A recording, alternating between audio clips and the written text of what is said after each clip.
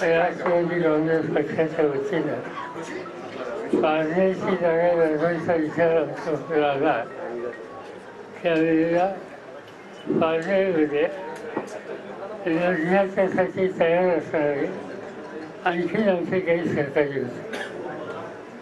पण मतदारसंघाची माहिती घेतल्याच्या नंतर आम्ही या निष्कर्षाशी आलो की या निवडणुकीला लोकांच्या समोर निलेश लंके यांचीच उमेदवारी द्यावी आणि हा निर्णय आम्ही सगळ्यांनी बसून केला. पारनेर हा दुष्काळी तालुका, त्याचं चित्र बदलायच्यासाठी अनेक वर्ष आम्हाला सगळ्यांची प्रयत्न होते.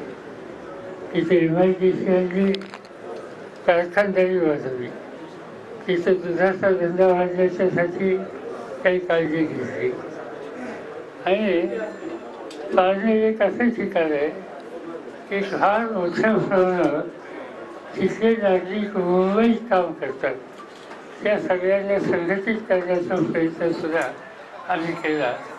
आणि त्याचं महत्त्वाचं कारण पारनेरने महाराष्ट्राच्या राजकारणामध्ये मला आणि माझ्या विचाराला नेहमी पाठिंबा दिला. अनेक वेळेला तिथे विधानसभेचे सभासद आम्ही ज्यांना त्यांच्या पुढं दिले त्यांना निवडून देण्याचं काम पारनेरच्या जनतेने केलं. आणि म्हणून अशाच काम करणारा आणि अत्यंत सामान्य परिस्थितीचा पण अत्यंत कष्ट करणारा म्हणून आम्ही लंके यांच्याकडे पाहतो. आणि त्या दृष्टीनं त्यांनी विधानसभेला संधी मिळालेली स्वतः त्याच्या प्रचाराला गेलो, सभाही घेतल्या होत्या. आणि ते विजय झाल्याच्या नंतर त्यांनी पारनेरच्या जनतेची सोय सेवा ही अखंडपणाने चालू ठेवली. आणि त्यामुळं म्हणजे काही निर्णय त्यांचे झाले असतील अथवा नसतील, पण त्यांची बांधिलकी जनतेशी प्रामाणिकपणाने होती. आणि बांधिलकी जनतेशी जे शिकवतात त्यांच्याशी आमची साथ ही कायम असते.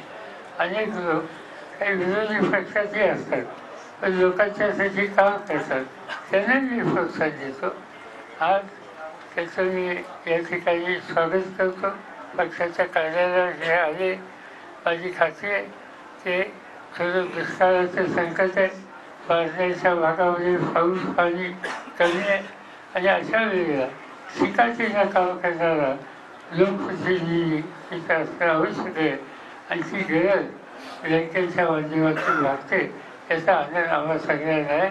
यापेक्षा अधिक या ठिकाणी सांगायची आवश्यकता नाही. जनतेची सेवा करण्याच्यासाठी ती कमी पडणार नाही. आणि काही आवश्यकता जर लागली तर आमच्या सगळ्यांची साथ लोकांच्या सेवेसाठी त्यांच्यावर राहील.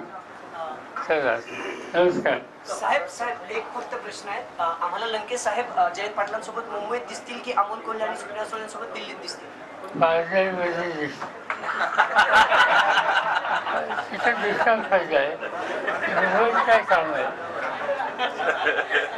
चला, थँक्यू. प्रश्न आहे, तुम्ही पवार साहेबांच्या सोबत आहात, त्यांच्या विचारांच्या सोबत आहात असं म्हटलात, मात्र तुम्ही अजितदादांची साथ सोडून तुम्ही पवार साहेबांसोबत आलात, हे क्लिअर करा.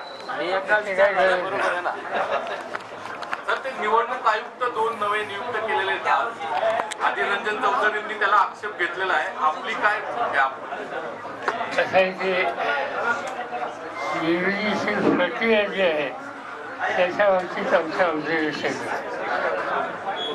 पूर्वी काय होतं, पूर्वी निवडीच्या प्रक्रियेमध्ये